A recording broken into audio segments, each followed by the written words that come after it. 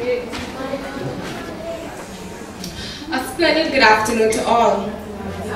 My great audience, like Paul King Douglas captures your ear with a tale, I will do the same with verified facts. There is a relationship existing in Grenada, unlike some that end up in the divorce court. This is a relationship that we know how to improve, a relationship that will benefit from the increased teaching of job-specific skills within our education system, thus maximizing our nation's productivity. Outsourcing, which has become our only hope in many situations, is not the way forward. An example of this is the lack of skilled workers in our construction industry. Workers from places as far away as China had to be called in to help with the construction of Grenada National Stadium. Also, according to the 2008 project named OASIS, Grenada Skills for Inclusive Growth, number 44110, and I quote, much of the increased demand for skilled labor in the job market during the post-hurricane reconstruction effort was met through the recruitment of workers from regional countries, not because of the lack of certified number of Grenadians, but I accept. You have stated that there is a lack in construction skills, but that doesn't mean that it is not offered, as it is in the TAMCC branch of St. Patrick's. And are you speaking of the same construction industry which has taken up boom in Grenada?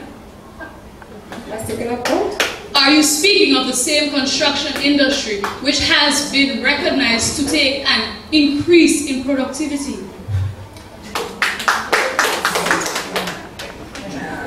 Well, I would like to ask a question to address you. Who did we call to build the National Stadium? Is it China or Grenadians? I stand on a point of information. Maybe you should ask the Prime Minister. I don't think political should be in our debate.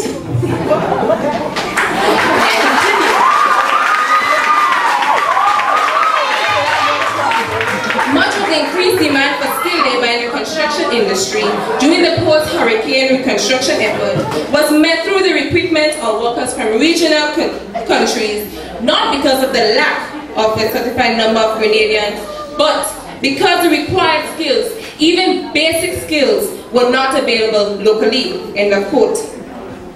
How can we benefit today by making vocational training a priority? According to a World Bank report dated May 2007, number 38555, and I quote, we know that our nation is already not teaching for transfer, having one of the largest skill shortage in the Western Hemisphere. Therefore, we know that our students are not filling the needs of the Grenadian job market. By persisting with our current school curriculum, we are basically trying to sell Kentucky Fried Chicken to vegetarians.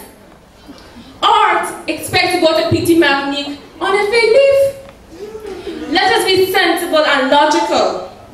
Also, according to AfroSET project, said, education is a key factor for a successful career in the OCS. However, schooling seems insufficiently focused on skills relevant to the labor market and overly oriented towards an academic career. There is a need to better link the education system with labor demand. Therefore, there is an immediate need for specific skills targeted to young people to actively assist in gaining a first job experience, and to help current workers upgrade and certify their skills, end of quote.